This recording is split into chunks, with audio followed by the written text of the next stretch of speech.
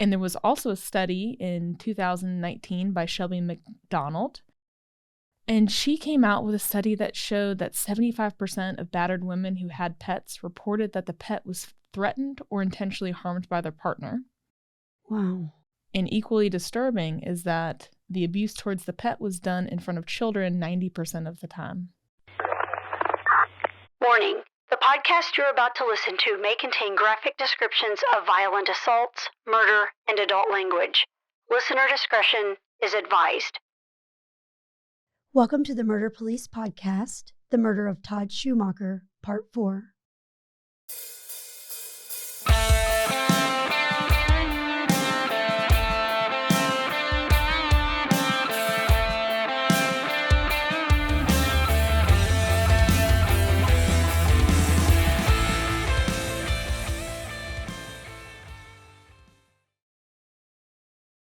Welcome back, listeners. Thank you so much for joining us on the fourth and final episode of The Murder of Todd Schumacher. We were supposed to have Detective Rob Wilson with us this evening as we were recording, and Rob had something unexpected come up, so he is not with us. However, if you recall, on the recordings of Todd Schumacher, we learned about Todd's dog Monroe in the cliffhanger, which was placed in the oven. And our special guest we have with us this evening is Lieutenant Jai Hamilton with the Lexington Animal Control. Thank you, Jai. Thank you for having me. For coming here. We learned about your name, as I said, when we were talking about Monroe in our awesome cliffhanger that Rob did. And I understand you got involved in that. Is that right? Yes. I thought so. Well, before we dive into how you got involved, why don't you tell us a little bit about you and what you do for Lexington Animal Control? Yeah, so I am the cruelty investigator for Lexington Animal Control. So I handle all the cruelty calls that come in for Lexington. And you've been there for quite a while, I understand. Almost 15 years. Tell us how you got started with that. So I graduated from UK in psychology, and I had absolutely no idea what I wanted to do, but I've always loved animals. So I thought, why not get a job at the animal shelter? Right. So I was originally hired on as an adoption specialist, but then the human resources girl said I have to hire an animal control officer too, and very begrudgingly. And I said, well, what's involved in that? And she said, go running calls, go being out in the public, working with aggressive animals, bite cases, cruelty cases. You'll get dirty. People will yell at you. I don't think you'll like it. But I said, that sounds like a lot of fun. And then that is where my career started. And now you're a lieutenant. Uh-huh. Awesome. Well, why don't you tell us, before we dive into this case on Todd Schumacher, you have a pretty cool hobby that I'm pretty envious of. Why don't you tell us about your hobby, what you like to do in your free time, and your awesome dog, Reckless, and his Instagram page? Of course. I love talking about my dog, Reckless. So I train personal protection dogs for a company. The company is called Protection Dog Sales, and we're located here in Kentucky. The owner of the business is David Harris. He has a lot of videos on YouTube, Facebook, Instagram, protectiondogsales.com. In my personal time, I train dogs for him, but I also have my own dog that I've trained for competition. So I do something called Working Dogs of America, and we train in obedience and protection scenarios, so police-like scenarios. So I have a lot of cool videos and cute videos, too, of my dog. And his Instagram page is reckless_VOM_Logan Haus, LOGANHAUS. I've noticed those fancy dogs like that have those Vons and That's right. Bombs and Hosses in there. That's a very fancy kennel name. I think it must be. Well, so your dog, he, as I've seen in some of those videos that we watched prior to our taping this evening, he really clamps down on people. Oh, yeah. So He all loves that's it. on command, right? That's right, but only bad guys. Only bad guys. So he can come off of that person as quickly as he went on. Uh-huh. So we really balance control and power. That's the art of it, right? You have a dog that's super powerful, loves to bite, loves to chase, all that prey drive. but you can rein him in and he can be completely obedient to you. You can have bad guy in a suit running around yelling, but he's going to be completely neutral until I give him the command. How neat. Mm-hmm. Well, we certainly need to spend some more time with you, and I'd love to watch Mr. Reckless work sometime. Not on me, but I'd love to watch him work. Yeah, I think you should be in a ring suit. And thanks for coming too. And again, Rob was going to be here. He had something come up because he loved working with you on the case and the whole perspective. And again, what we want to talk about is when different parts of government come together to work for the same thing. And this one kind of came together like that. Is the services that animal control provided. I know that I benefited from that, not just when I was an investigator, but any of the assignments I had too. But tell everybody what animal control, specifically in Lexington, because you can speak to that. What does animal control do from the simplest thing to the biggest thing? What's it all about? Yeah, so we handle all animal-related complaints for the city of Lexington. So anything from loose dogs to sick animals, injured animals, animal rescues, bite cases, and cruelty cases. So anytime an animal needs help, call animal control. So the neighbor has a dog out and it's 10 below zero and it has no shelter, you handle that. Mm-hmm. And likewise, it's in the sweltering heat and there's no water in the bowl and it's chained to a tree. You handle that. Exactly. So I imagine you probably get some pretty irate owners when you come around talking about, I'm going to take your dog. Definitely. Yep. Yeah. It's one of those professions where no one's ever really happy because a complainant calls because something horrible is going on and we weren't there to stop it before we knew about it. Yeah, the only people that got is firemen. They nailed that up a long time ago, and we're still envious about that. And great, then the heroes. Right. We get on scene and the owner's like, you're doing too much.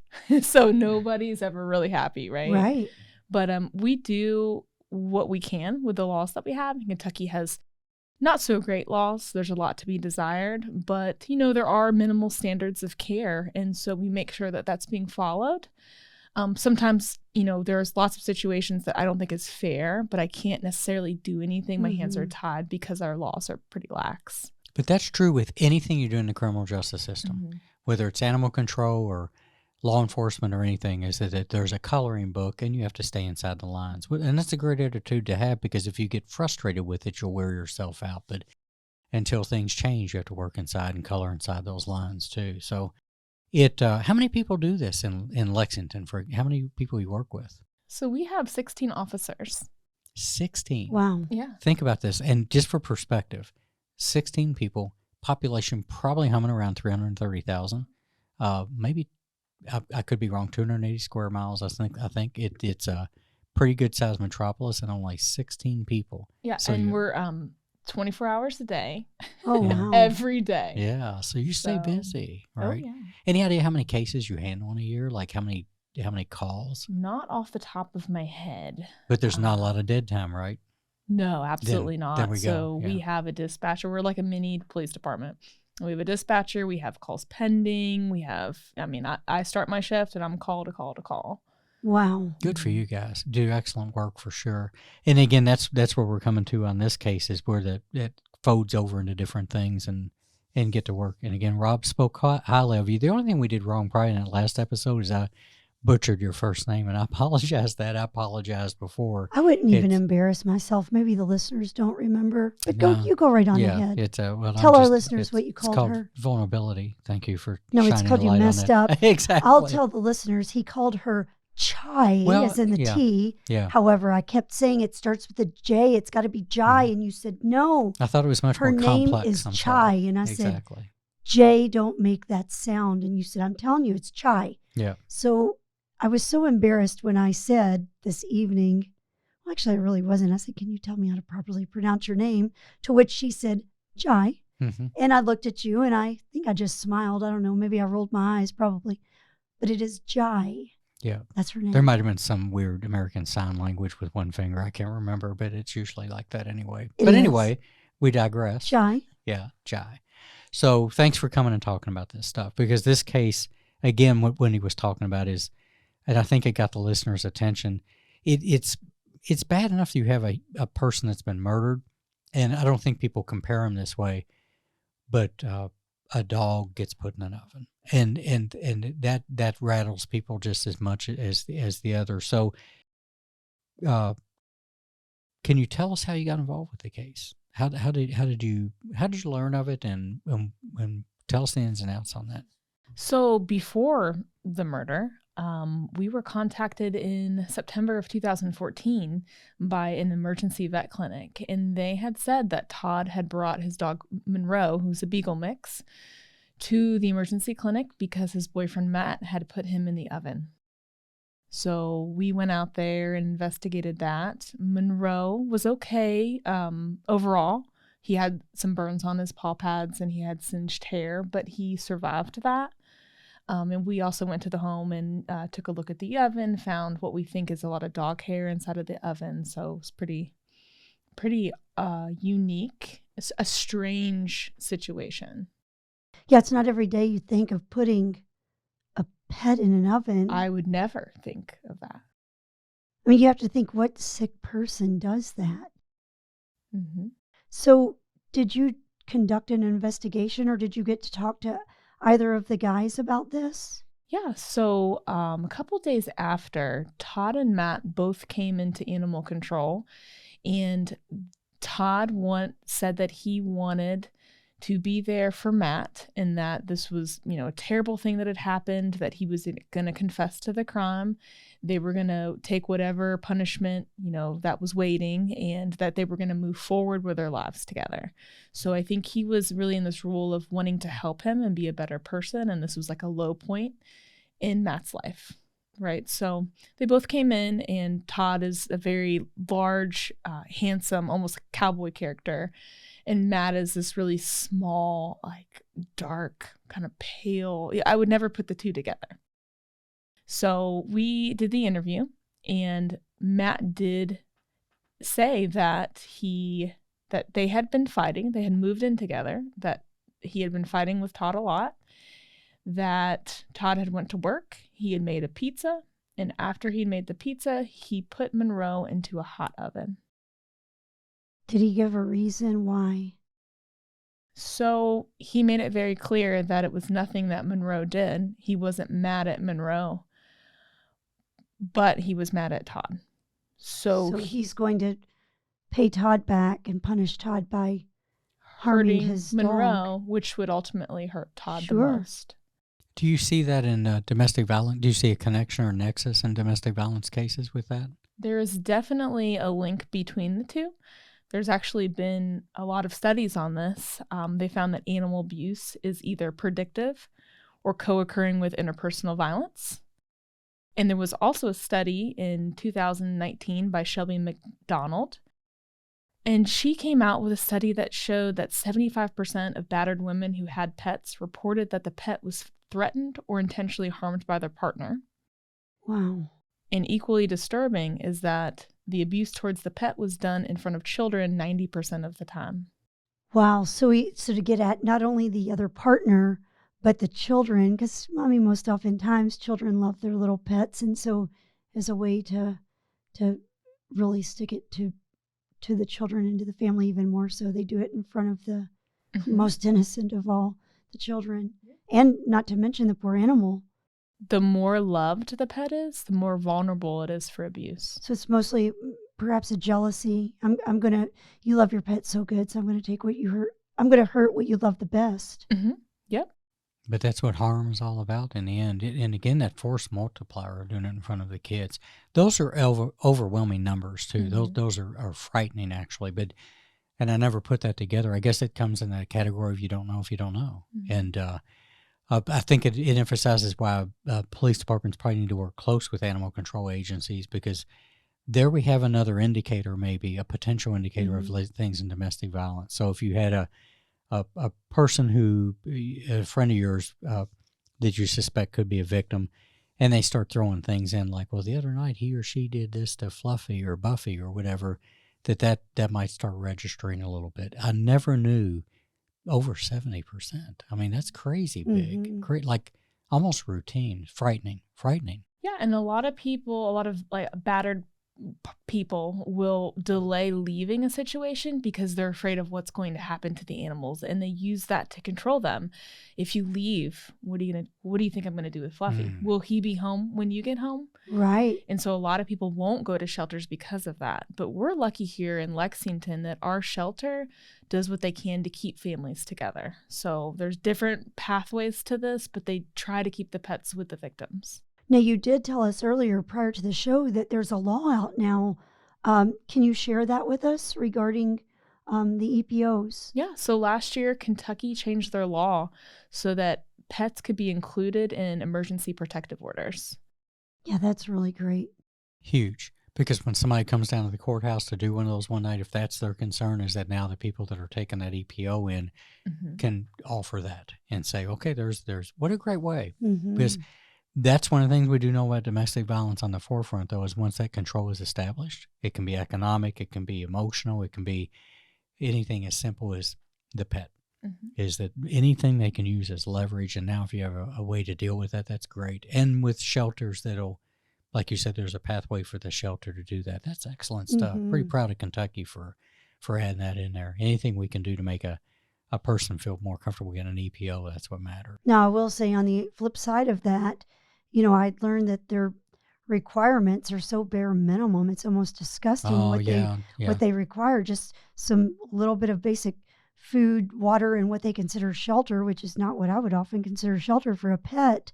And that's kind of sad that there's no stiffer rules or laws on. Yeah, talk a little bit about, and not to throw Kentucky down because it's probably that way across the country, but talk about that minimalistic approach to the law and when it becomes something that you all can come in as animal control and act, because that's a lot like being frustrated with laws against humans, that you're like, it takes what before we can do that. Talk a little bit about what that is. So I want to say Kentucky's 46th out of 50 when you rank the animal cruelty laws. So there's a lot to be desired. The laws are either very basic or so poorly written that they're hard to enforce. So as far as like failure to provide, I mean, it's pretty minimal, right? Food, water, shelter, vet care when needed. But the majority of our complaints are neglect cases. And then we have, a small percentage that is intentional abuse. And that is really kind of a little bit embarrassing. You said 46 out of 50. That's, it is very sad that people don't take into consideration the preemptive things that happen prior to animal abuse. What people are capable of. If you're willing to stick a dog in an oven, obviously we know what happened to Todd Schumacher. He was brutally stabbed over 100 times by the same person that put the dog in the oven. And David and I went just a couple of months ago to California, and we were amazed at how we stayed at some very high-end Marriotts in Ritz-Carlton even. People just had their dogs in there, and we were talking about how great it was that they welcomed them.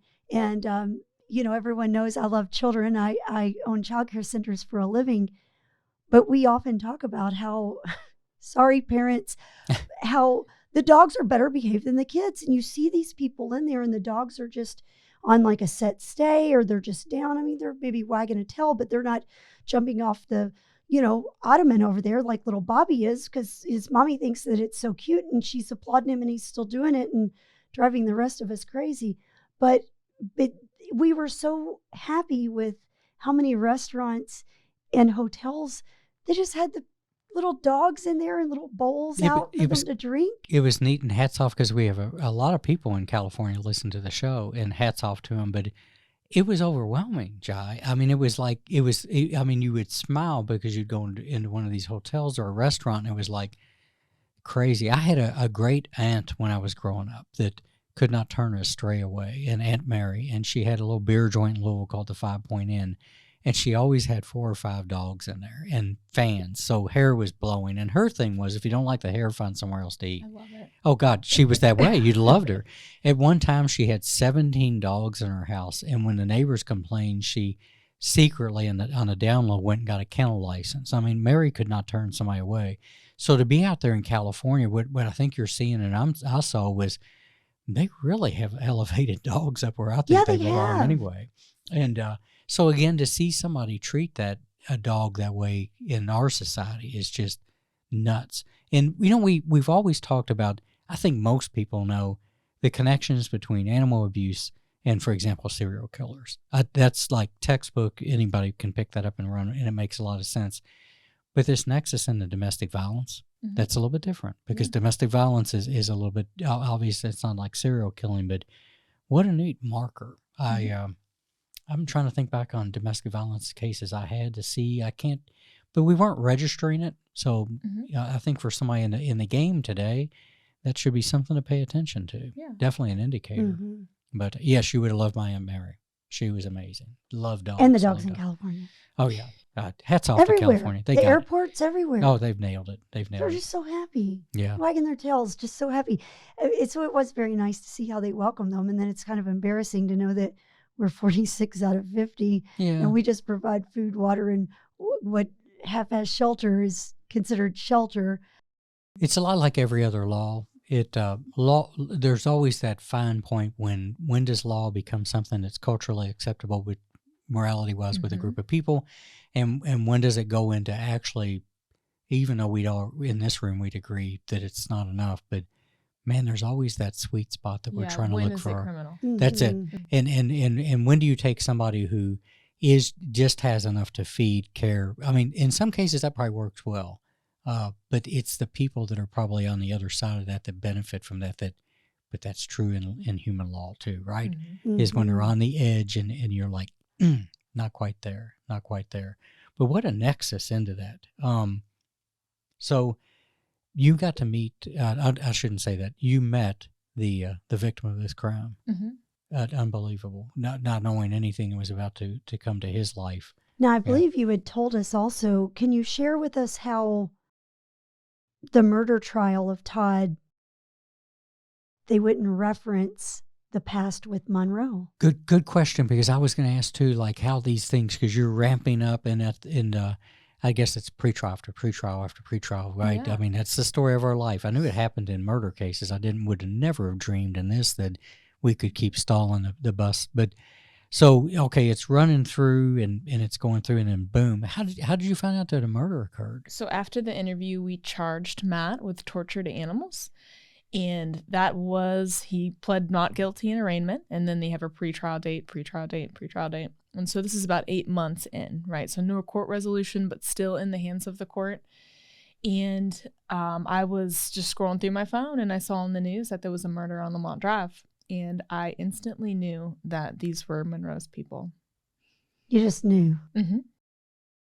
So when that happened, I believe you had said that they couldn't look into what had happened prior with Monroe. They wouldn't bring that into the murder. Yeah, right? So that was so surprising to me because that was 2015. I had never been to a jury trial. I'd never testified. I was just going to watch to see the process, right? Because we were involved in it to some degree. And when I heard that they wouldn't allow any testimony about Monroe, I couldn't believe it. Because to me, that's a pattern of behavior. Yes. That's a character thing. That's right. And it led up to it because that was a way of domestic abusing Todd by means of his dog until it escalated that he ultimately killed him. Yeah. So you would think, why would you not look into the past history of this person? Yeah. Because that was, I think, a precursor to what was about to happen. I completely agree. And I think you said you were with Rob Wilson. What did Rob tell you about that? That's normal. Yes. Yeah. Wow. Mm-hmm. Prejudicial stuff. I mean, it's a tough thing. And again, just like we talked about, you have to have the coloring book and kind of live. And even if it's frustrating, is that it's really tough. It's the whole concept of what a fair trial is based on.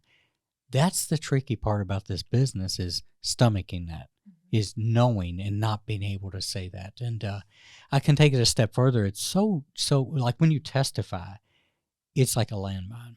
And I've seen it happen before. If you're testifying in a murder trial, if, for example, Rob or any of the other investigators had just mentioned that, mistrial. It would have been that fast. It would have been objection, and it probably would have come down away. Because I've even seen, for example, you can have a murder suspect on trial, patrol picks them up on a warrant. It's just a warrant. And I saw it happen one time. And if the officer gets on there, and some defense attorneys, they're gifted about trying to walk into this. If the officer drops their guard and they say, well, how did you encounter him? And they say, well, he had this misdemeanor warrant. Objection, boom, new trial. Same thing goes when people talk about Miranda. You have the right to say anything you say will be used against you in court of law. That's not true. But by the time the jury gets that statement that we make, they're going to redact it. Because if the person says, well, I was in jail 3 times, that goes away. You see what I'm saying? So that's hard. Yeah. That's hard.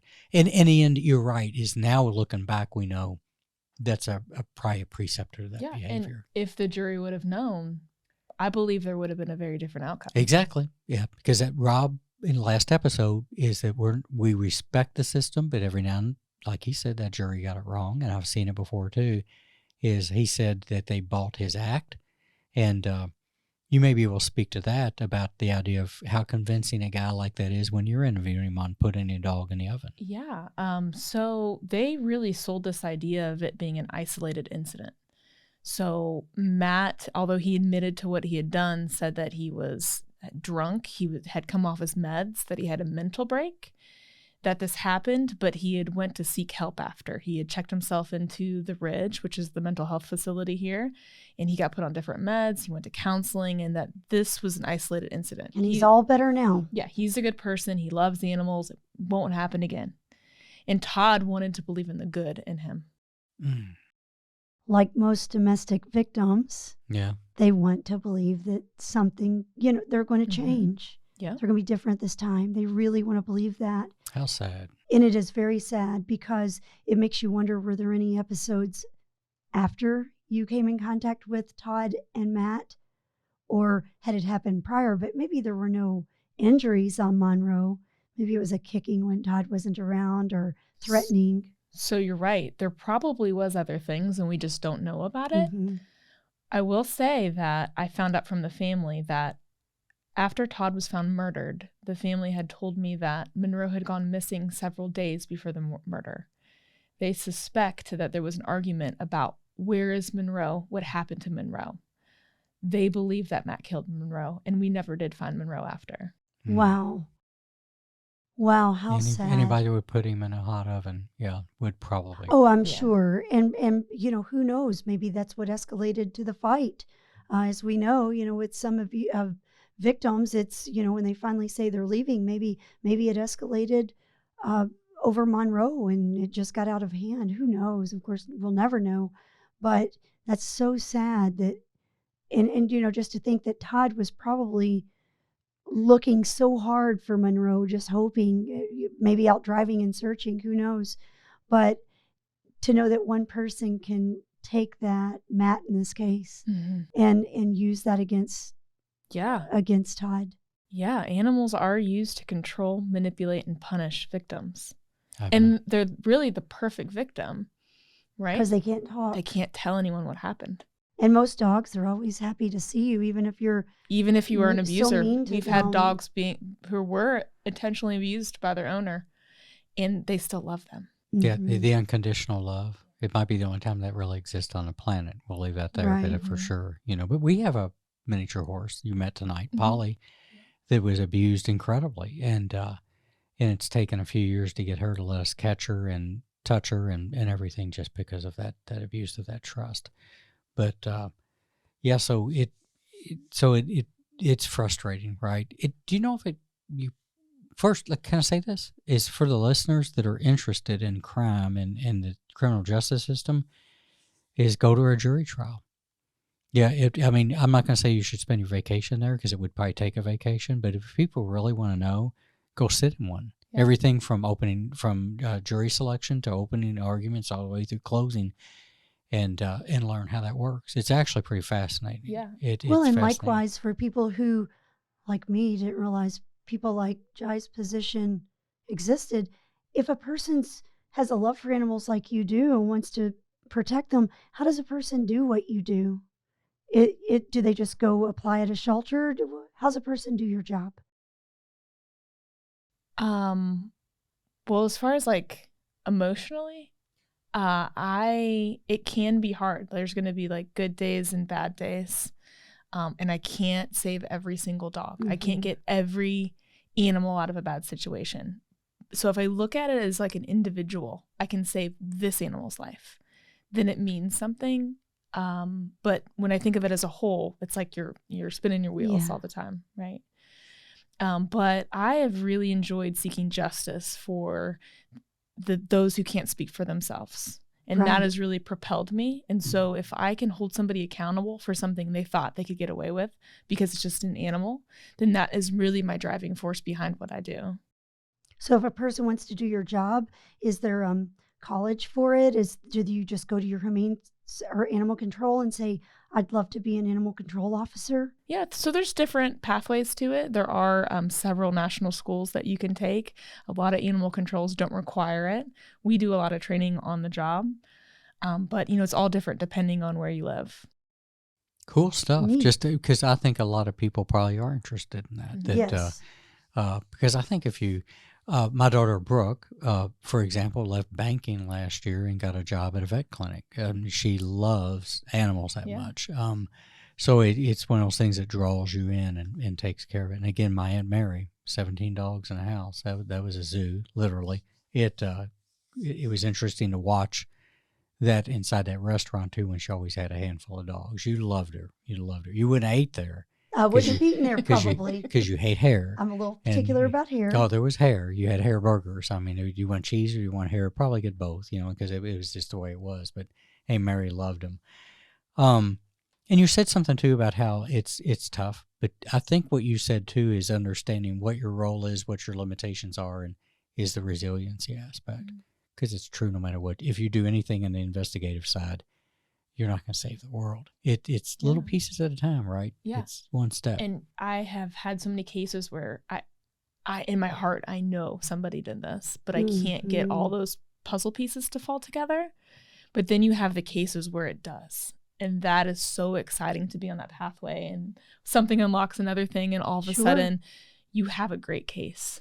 So that is something that's really exciting as an investigator. If a person has their animal removed for being abused, are there any laws, or what do you do if somebody says, hey, they own dogs again and they're abusing again?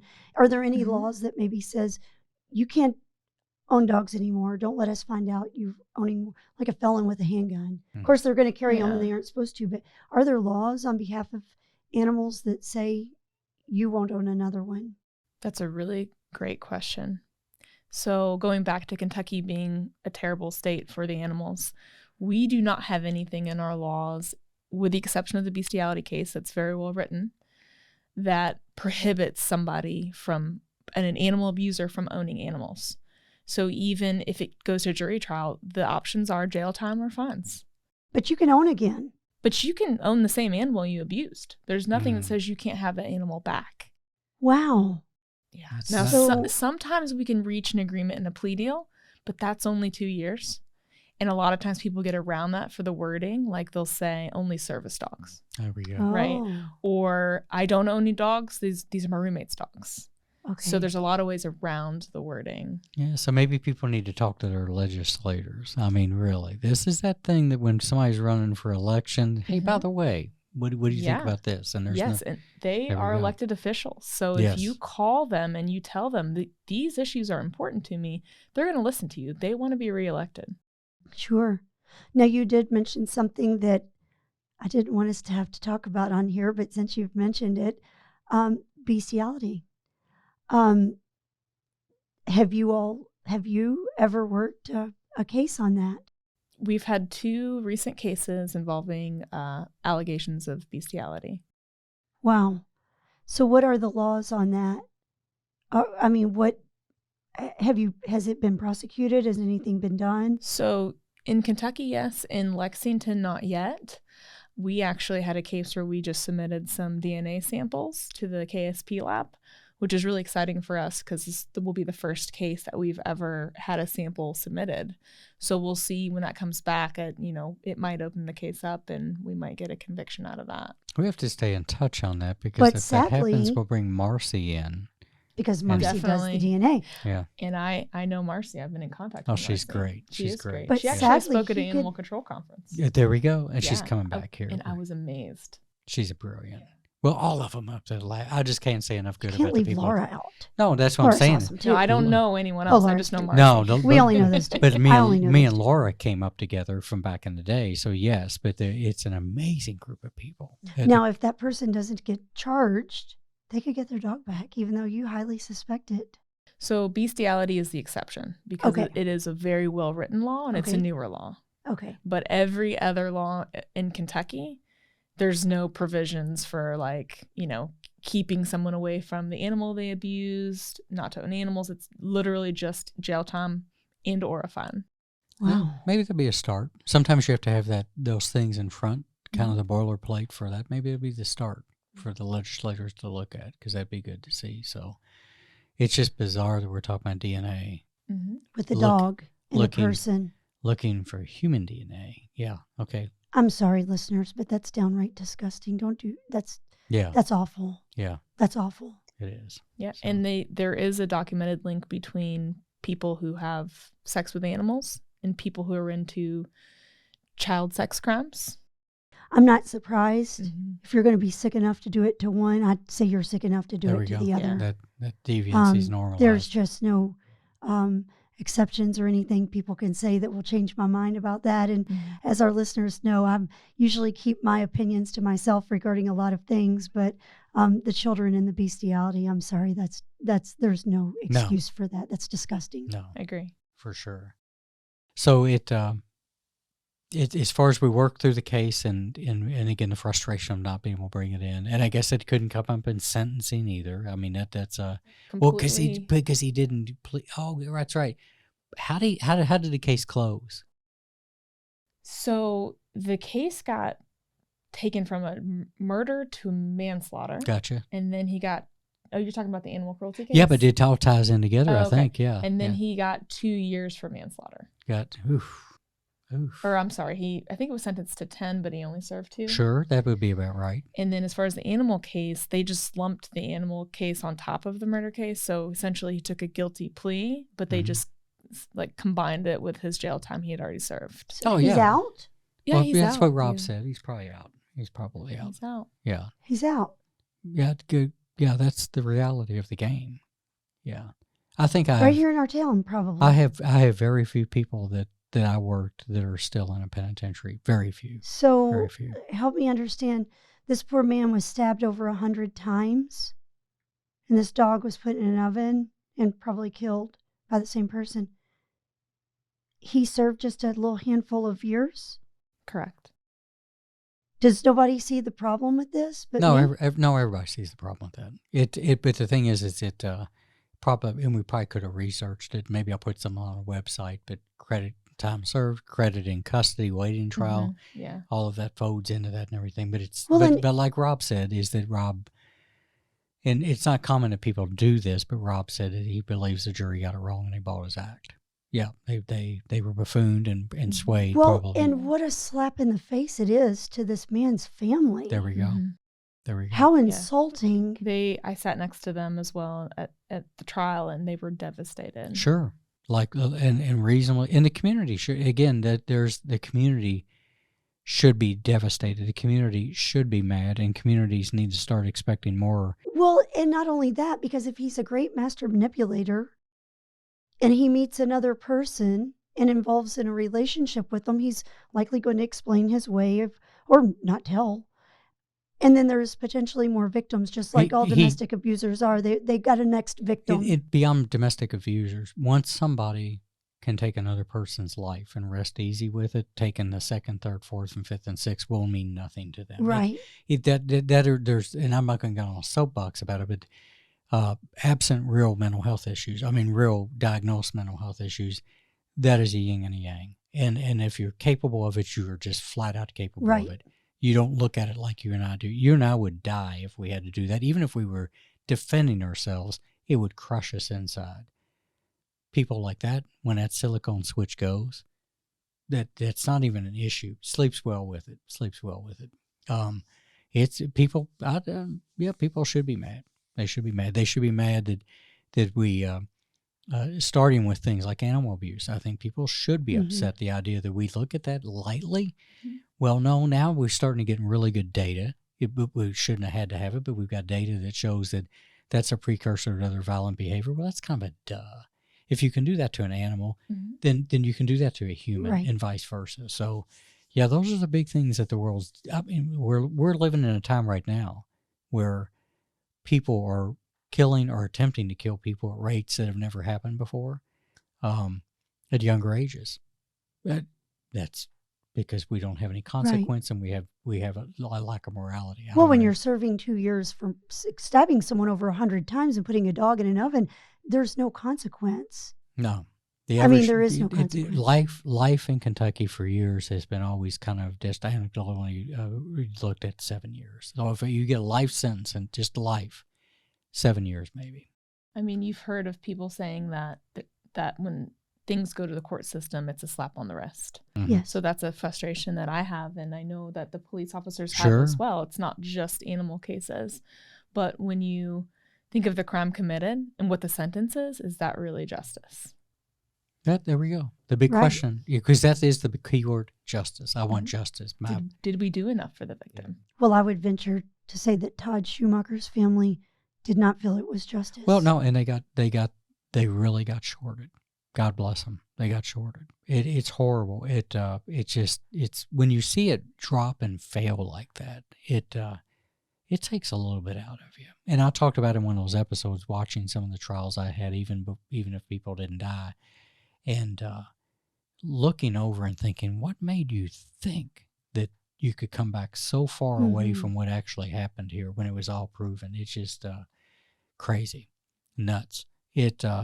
And when people say the justice system fails, listen, if it goes to a jury trial, that's like 6 to 12 people that fail. Let's be honest. If it's in district court, it's 6, it's 12, and that's the problem, is that, God, if people would just walk into a jury room and be more guarded and understand that the people they're going to be evaluating, they're not what you see in that room. You know, you described Matt really well. When you said he was dark and he was pasty, and you juxtaposed him against Todd, I can guarantee you when he went to trial, nobody had that impression of him, but you saw him in the moment, and that's again where people don't. That's what they don't get. I think that's why body-worn camera is so important, is that now juries are finally seeing people. Who they act, yes. Who they actually are, and not the person that they're That's seeing it. on the Yeah, stand. take the suit off in the Bible and make them buck naked, greased like a hog pig, screaming like they're crazy. And that's what everybody was dealing with. Rob was talking about that he played the victim really well. Yes. And that's what he did with us. Wow. That's what he did on the stand. Well, and again, I think it gets back to that manipulating people. I think he maybe felt like if he could convince you all that he was so remorseful and he would never, because he's better now. So I wouldn't say he was remorseful, because he never did show, he would never did cry, shed a tear, or say he was sorry. Nothing like that during the interview. Perfect. Remorse. Wow. They're not, I've said it 1,000 times, they're not capable. If you're capable of remorse, you probably won't go there where you're going to be. Right. It's not in them. Yeah. And that's it. That's what people don't get, is that you'll have people say, oh, I'd rather them spend their life in jail so that they think about it. No, they don't. They don't think about what they did wrong. They probably get kind of kinky thinking about the things they did in all candor. And that's where people get it wrong too, is that, no, they're not remorseful. Is that? Well, and I think ultimately what it sends the message to that person, Todd Robin. I am sorry, not you, Rob. Matt in this case, or any other person who's like that, who does something this heinous, is if there's so little consequence for it, why not do it again? Because you're just going to probably serve a couple more years again. Well, that's a discussion. Maybe. You know, we've talked about having, and it'll happen with Commonwealth attorney and maybe some other people, and some of the best defense attorneys in town that I love and everything, is that those are huge social issues we've got to iron out. Is that if somebody's evaluating a cookie jar, and the cookie jar is full of cookies, and you don't get into a lot of trouble, then crazy stuff. We can't solve all the problems tonight, but these are valid questions. We'll sure try. And but you know what's neat is you see it. I don't look at animal abuse as being really truly a lesser level than the other. Mm-hmm. It's human behavior. Yeah. It's the justice system that we have to play and work in. We all have to follow the same rules, which I think that's why y'all's work is beautiful over at Animal Control. And the thing is that what's on the other side of it is the things that's out of our control.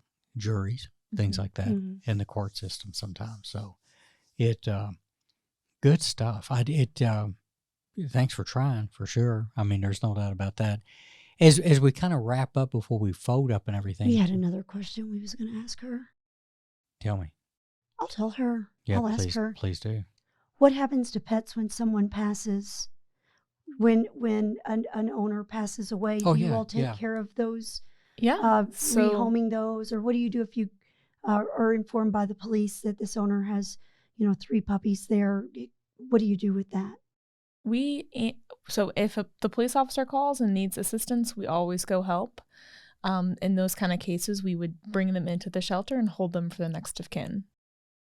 Okay. Good question, yeah. Wendy. Yeah, because I completely forgot about that because it's real. It's like, and again, the real is that you have somebody, you don't have like a relative right there. What happens to the dog or the cat? Well, you always see there's some animal sites that I'm on, and they'll try to adopt a parrot, and they'll say these things live 70 years, so you need to have a backup plan. Yeah, for sure. In case the bird outlives you. And then they pick up on what you say and they start cussing. Yes. There was a pet shop. Be very careful what you say in front of a parent. Yeah. It was funny. God, I hate going on too many tangents, but growing up in Louisville, we lived in Crescent Hill, and in St. Matthews, there was Haller's Pet Shop, and there was a huge parrot in there. And we used to blame the kids that went to Trinity High School, but that thing would cuss like a sailor. And the whole thing was, do I have time to go into Haller's Pet Shop and get this parrot angry enough to cuss me out? That was a stupid thing. That just brought that up. But yeah, the idea that there we are, that there's the brass tacks of death investigation. One of those things that people don't think about. You go into a home and unfortunately somebody's lost their life, regardless of how, and a pet's there. How do we take care of the pets, right? And I know that officers really took that to heart. That's why they called Animal Control. It's like, wow, somebody's lost their life, but I'd had officers spend a lot of time waiting for you all to come because they were like, we've got to home this dog or this cat or this. You can't just leave it there. No, just the care. That's a neat thing. So what a great service, right? What a great service is that people have that. So let me ask you this, because we talked about, I think you work for a wonderful boss as far as your dog training goes. If people really love animals, Jai, how can they help? What are some things they can do to help? Yeah. So I always recommend that people donate to their local humane society or some sort of nonprofit that helps animals. In Lexington, we have the Lexington Humane Society. And what was the second part of your question? That's a good question. You both are looking at me, and I really feel the pressure. Yeah. What can they do to help? And she said, donate to your local shelters. The second thing I was going to say is fostering. If you can't adopt, foster. And there's so many sites out there that will say they're looking for foster, and then some get to have foster to adopt if you keep the little pet. Yeah, I mean, especially right now, every shelter is full. This is a nationwide problem. So after COVID hit, people they can't afford their animals anymore. They're breeding out of control. So every place is full. So the more people can foster, the more lives can be saved. Great. Yeah. And most places have a humane society pretty close to them. And and you also see, as I saw the other day, they said, if you can't adopt, maybe you could pay for an adoption of a dog for someone else. So that way, maybe somebody really wants a pet, but, if it's a younger dog, I think those fees are a little more expensive. So if you cover that fee for someone, that's someone may be more apt to take a pet, knowing that they don't have to pay $500 or $600. And I don't think people realize how expensive it is for these shelters to spay or neuter and get shots or treat any illnesses or worms. Just to feed. It's very expensive. Right? And just the feed, Yeah, just to feed and give them a place. Yeah, and I know for Lexington, the cost for puppies are higher than adult dogs. But the reason is to offset that cost for the dogs that are there longer. So they've had dogs there for years. Now they get enrichment. We've got a lot of volunteers that will take them out to hiking, to stay in hotels. I mean, Oh, that's Yeah. cool. in Lexington, the dogs have it made, but still, they don't have a family. Yeah. So. That's what they're called for, right? Mhm. They got to be with a family. Well, excellent stuff. I'll let Wendy say goodbye, but I got to thank you again for coming myself. And one more time, I think that for the Schumachers, so many prayers and thoughts for them. My word, yes. Losing somebody, clearly a benevolent, loving human being, Todd. It's one of those things where you're like, I wish I'd met him. Seriously, as you think about that with these people, and then for the bad shake they get on the justice side, which is the unfortunate part of the process sometimes. Just the bad shake. What a slap in their face. Exactly. Well, thank you so much. Before we close, please tell our listeners and watchers once more about Reckless's Instagram page. Of course, I love talking about my dog. Sure. It is, his Instagram page is reckless with an R _vom, VOM _ Loganhaus, LOGANHAUS. So go follow Reckless. And if someone is looking for a protection dog, tell us once more the name of your side agency if they wanted to purchase a protection pet. Yeah, so these are family-raised dogs that are good in all environments, but will protect if the need arises. And the website is www.protectiondogsales.com. All right. Fantastic. Thanks again, John. Thank you so much for Thank coming you to all. join us. And thank you so much for what you do. The world needs people like you looking out for the animals who have nobody to speak for them. So thank you so much for joining us and for trying to be a voice for poor Monroe when he was still around. The Murder Police podcast is hosted by Wendy and David Lyons and was created to honor the lives of crime victims, so their names are never forgotten. It is produced, recorded, and edited by David Lyons. The Murder Police podcast can be found on your favorite Apple or Android podcast platform, as well as at murderpolicepodcast.com, where you will find show notes, transcripts, information about our presenters, and a link to the official Murder Police Podcast merch store, where you can purchase a huge variety of Murder Police Podcast swag. We are also on Facebook, Instagram, and YouTube, which is closed caption for those that are hearing impaired. Just search for the Murder Police Podcast and you will find us. If you have enjoyed this podcast, please subscribe for more and give us 5 stars and a written review on Apple Podcasts or wherever you download your podcasts. Make sure you set your player to automatically download new episodes so you get the new ones as soon as they drop. And please tell your friends. Lock it down, Judy.